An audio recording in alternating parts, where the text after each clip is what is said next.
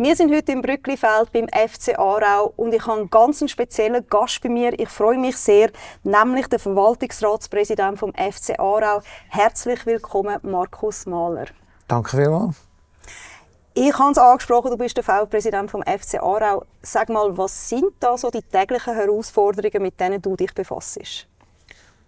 Die sind sehr bunt. Also am wenigsten habe ich direkt mit dem Spielbetrieb zu tun. Da haben wir kompetentere Leute. Aber ich habe eigentlich sonst mit sehr, sehr vielen Themen zu tun. Das ist von langfristiger Planung bis zu manchmal sehr kurzfristig. Fußball ist oft sehr kurzfristig. Begleiten letztendlich das andere Working CEO und Geschäftsleitung.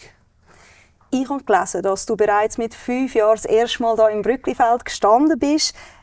Welche Emotionen verbinden dich mit dem FC Aarau? Ja, sehr viel und eben sehr eine lange Geschichte auch. Also mein Vater ist irgendwie schon ewig FC Aarau-Fan. Er hat schon früher schon FC Aarau-Spieler bei uns daheim gehabt und so. Also es ist eine sehr lange Geschichte. Die ist natürlich bedeutend intensiver jetzt geworden. Ich kann dich gerade fragen, haben die sich verändert, seit du diese Rolle eingenommen hast? Ja, also das verändert sich komplett, glaube. Also du bist, ich sage jetzt mal, als Zuschauer bist du, glaube generell ein bisschen der kritischer schaut, je nachdem. Oder wo weniger Hintergründe weiss, muss ich so sagen. Du hast eine Verbindung zu allen, du kennst jeden einzelnen Spieler, du weißt, wie es ihm geht und was er für Herausforderungen er hat. Du kennst Dynamiken, die sind und so. Und ich glaube, das ist ähnlich wie in einem Unternehmen, ausser dass es halt noch um eine sehr emotionale Geschichte geht, um Gewinnen und Verlieren im Moment, in 90 Minuten, oder, wo die umso mehr noch emotional macht. Aber am Schluss hast du die Verbindung zu jedem Einzelnen. Ist gegeben. Du hast vor allem die unternehmerischen Aspekte angesprochen, die aber ein bisschen speziell sind, wegen dem spielerischen Umfeld.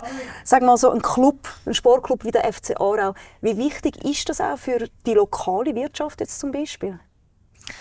Ja, ich finde es generell eigentlich extrem wichtig, dass Sport und Wirtschaft zusammen funktionieren. Ich glaube, letztendlich sind wir ja auch Botschafter für Unternehmen, die Sponsoren sind. Wir sagen immer, wir wollen unseren Sponsoren eigentlich das beste Marketingprodukt bieten, weil es emotionalisiert ist. Und umgekehrt brauchen wir extrem die Wirtschaft, damit der Sport überhaupt stattfinden kann.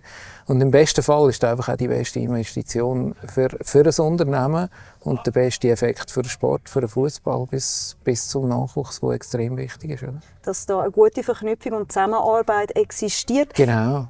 Gerade beim FC Aarau. Wir stehen diese Saison ganz weit oben auf der Tabelle von der Challenge League. Ambitionierte Ziele oder auch die Hoffnung vor allem auch von den Fans und den Spielern, dass man aufsteigt dieses Jahr. Jetzt sag mal, jetzt aus der wirtschaftlichen Sicht her, wie bereit ist denn der FC Aarau auf der operativen Seite für so einen Aufstieg? Ich glaube, operativ ist es letztendlich eine Geschichte, wo du auf ganz vielen Ebenen eigentlich das Gleiche machst für sagen wir mal, grössere Dimensionen. Das heisst aber schon, dass wir halt, also wenn du fragst, wie parat sind wir, dass wir halt schon auch die ganzen Planungen im Vorfeld machen, die ganzen Kalkulationen. Also wir müssen 2 Budgets machen, das ist unsere wirtschaftliche Verantwortung, dass wir wissen, was es heisst, wenn wir aufsteigen auf finanzieller Seite. Und nachher sind es eben alle anderen Themen, die du auch in der Challenge League hast, die einfach noch grösser werden. Es wird alles ein bisschen grösser. Lass uns später noch darüber reden. Aber jetzt, gerade für den Moment, möchte ich den FC Aarau ein bisschen verlassen. Ich habe dich im Vorfeld studiert und habe gesehen, du hast relativ viel andere Felder, wo du noch tätig bist. Zum Beispiel hast du VR-Mandat bei Delisox, Freitag Labs, Mobility, dein eigenes Unternehmen, Mahler & Co. Und was ich festgestellt habe, das Thema Nachhaltigkeit bei all diesen Unternehmen zieht sich so wie ein roter Faden dort durch. Warum ist Nachhaltigkeit für dich so wichtig? Ja, ich glaube, das ist schon auch noch ein bisschen vererbt. Also, ich bin auf einem Biobauernhof aufgewachsen. Mein Vater ist Biopionier, Gründer von der Knospen und so weiter. Ich habe einfach von klein her das Bewusstsein, Natur, Umwelt, auch die soziale Verantwortung und so weiter. Ich habe es von klein auf mitbekommen. Ich habe es nie für sinnlos gefunden, sondern sehr sinnvoll gefunden und darum auch weiter mit dem mich bewegt. Oder? Und inwiefern bringst du das Know-how auch beim FC Aarau rein? Ist da ein Nachhaltigkeitsthema umeinander? Ja, das ist, also, ja, ich würde sagen, ich habe das Bewusstsein sicher deutlich mehr gebracht, als vorher war. Und wir arbeiten auch intensiv an dem, dass wir auf allen Ebenen uns eigentlich ständig überlegen, wie können wir noch nachhaltiger sein. Also der Holzbecher ist ja so ein plakatives Beispiel, wie wir von Plastik auf ein Naturprodukt umgestellt haben. Aber das sind ganz, ganz viele Sachen. Ich glaube, jede Arbeit, die du machst, kannst du dich fragen, kann man das auch nachhaltiger machen. Und da schaust du drauf, in dem Fall hast du ein Augenmerk drauf. Da wissen Sie, dass das ein grosses Anliegen ist von mir, genau. Ich habe vorher erwähnt, das ist nicht nur die Anzahl, sondern auch die Gewichtigkeit von diesen Mandaten, die eine gewisse Verantwortlichkeit oder Verantwortung mit sich bringt. Jetzt würde es mich doch noch wundern, auch aus unternehmerischer Sicht, sag mal, wie jonglierst du das, dass du all diesen Mandaten die gleiche Aufmerksamkeit schenken kannst? Ja, wie jongliert man da? Ich glaube, wenn es allen Firmen gut geht, dann ist es einfach. Und wenn es mehreren Firmen gleichzeitig nicht so gut geht, dann ist es umso schwieriger. Dann wird es eine Herausforderung. Und dann braucht es auch mehr Zeit. Also, das ist wie normal, weil als Verwaltungsrat bist du auf der strategischen und nicht auf der operativen Ebene. Aber wenn es dann halt nicht nach Plan läuft, braucht es die umso mehr. Und das kann schon auch sehr, sehr viel werden. Wenn es dann, also hat das letzte 2 Jahre schon ein bisschen erlebt, wie es dann ist, wenn es mehreren Firmen nicht so gut geht. Ja. Gibt es dann auch Momente, wo dir das zu viel wird oder ein bisschen über den Kopf wächst? Und falls ja, was machst du dann? Oder wie holst du dich da wieder raus? Ja, die gibt es auf alle Fälle. Also eben, ich habe jetzt im ersten Jahr beim FC Aarau habe ich relativ viel Aufwand betrieben für den FC Aarau und gleichzeitig mehrere Unternehmen gehabt, die herausfordernde Zeiten erlebt haben. Und dort habe ich schon auch gemerkt, das ist ein riesen Load.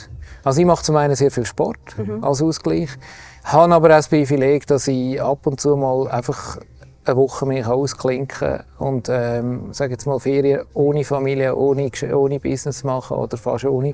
Und dann ganz bewusst und gezielt dann wirklich, abschalten. Genau, wirklich abschalten, viel Ruhe suchen und so. Und, ja. Du hast einen ganz grossen Meilenstein, also glaube ich zumindest aus meiner Sicht, in deiner Karriere bei brack.ch erlebt. Du bist lange Jahre dort gewesen. Du bist auch heute noch im Verwaltungsrat von dem Unternehmen. Wir kennen es heutzutage als grosses Unternehmen, aber wo du dort angefangen hast, ist das noch in kleineren Dimensionen unterwegs gewesen. Mich nimmt jetzt die Scale-up-Phase vor allem Wunder bei Unternehmen. Sag mal, gibt es da Tipps und Tricks, wie man so ein Wachstum bewältigt? Oder vielleicht auch ein Tipp an Unternehmen, die in so einer Phase stehen, wo einem vielleicht das Knick gebrochen werden kann? Ja, also wir haben in dieser Zeit, glaube mehr wie vervierfacht den Umsatz. Also wir sind uns gewöhnt gewesen, jedes Jahr stark zu wachsen und haben wie auch, sage jetzt mal, mit dieser Herausforderung halt alltäglich gelebt. Aber ich glaube, das Entscheidende ist schon, dass man bereit ist, schnell zu entscheiden, auch opportunistisch zu entscheiden. Schnell Veränderungen will also man muss wirklich Freude an Veränderungen haben und die Veränderungen auch eingehen. Wir haben viel auch einfach Sachen probiert, ohne zu wissen, funktioniert es oder funktioniert es nicht. Weil wir sind dazu ja in einer neuen Branche gewesen. Wir konnten nicht sagen, vor 20 Jahren haben es andere so und so gemacht, probieren wir es so. Sondern wir haben vieles einfach müssen das erste Mal probieren. Und da glaube ich, da braucht's wirklich einfach extreme Anpassungsfähigkeit, extreme Freude an Veränderung und gleichzeitig wirtschaftliche Herausforderung. Klar, du brauchst die ganze Zeit relativ viel Geld, um da zu finanzieren. Und musst dabei auch vorsichtig und umsichtig sein, dass die da nicht irgendwie überfordert. Ja. Was ist denn schwieriger? Die Phasen, wo wirklich gerade alles explodiert, oder nachher, wenn feststeht, jetzt konsolidiert es sich und plötzlich ein bisschen ruhiger wird? Konsolidierung ist viel schwieriger. Ist schwieriger, ja. Okay. Weil, also gerade wenn du dir gewöhnt bist, über so viele Jahre eigentlich, du lernst irgendwann, dass die Leute rechtzeitig einstellen musst, damit du nicht immer hinten nachspringst, oder? Und dann abbremsen und quasi Kosten wieder auf ein Niveau zu bringen, was dann halt, sage jetzt mal, stetig sind, wo es deren Umsatzgröße entspricht, die du hast. Das ist schon sehr herausfordernd. Und das machst du auch nicht einfach so. Das hat mit Menschen zu tun, das hat mit Prozessen zu tun, das machst du nicht einfach aus dem Hand. Das schüttelst du nicht aus dem Ärmel. Ja, also das nehme ich mir sehr gerne als Takeaway mit. Konsolidierungsphase herausfordernder als der Wachstum. Danke vielmals, Markus. Jetzt lassen wir uns jetzt mal annehmen, der FC Aarau, dem gelingt jetzt der Aufstieg diese Saison. Ich drücke dort ganz fest Daumen. Kannst du dann die Erfahrungen von dem Wachstum, das du bei Brack gemacht hast, mitnehmen? Weil der FC Aarau wird dann wohl auch einen Moment explodieren. Ja, ich glaube, was ich wirklich da, aber jetzt auch schon können brauchen, ist einfach Bereitschaft, schnell zu entscheiden und schnell Sachen in Gang zu bringen. Da musst du im Fußball einfach dauern, weil Da kann sich von heute auf morgen sehr viel verändern. Das wird eben nochmal ein grösserer Schritt, falls es irgendwann eine Super League ansteht. Und dementsprechend, ja, ich glaube, die Bereitschaft, ich habe einfach extrem Freude an Veränderung. Und von dem her, die Bereitschaft ist komplett da und ja, ein bisschen Know-how im Hintergrund auch. Ja. Was definitiv helfen wird. Ganz zum Abschluss noch, jetzt haben wir zwar von Aufstieg geredet und so, aber lass uns auch weiterdenken vom FC Aarau. Unabhängig von dem, hast du eine eigene Vision, wie es mit dem Club weitergehen soll? Ja, wir werden ja immer bis fast ein bisschen kritisiert, wieso wir nicht vom Aufstieg reden.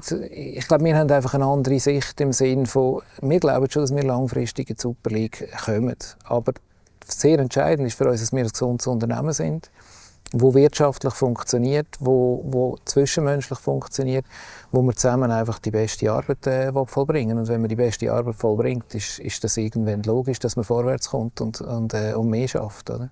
Und vorwärts kommen in dem Sinn bedeutet dann auch der Aufstieg. Habe ich das jetzt richtig interpretiert? Irgendwann wird das passieren. Irgendwann wird das passieren. Ich drücke die Daumen, dass es diese Saison passieren wird. Herzlichen Dank, Markus, bist du im Gespräch gewesen. Danke vielmals.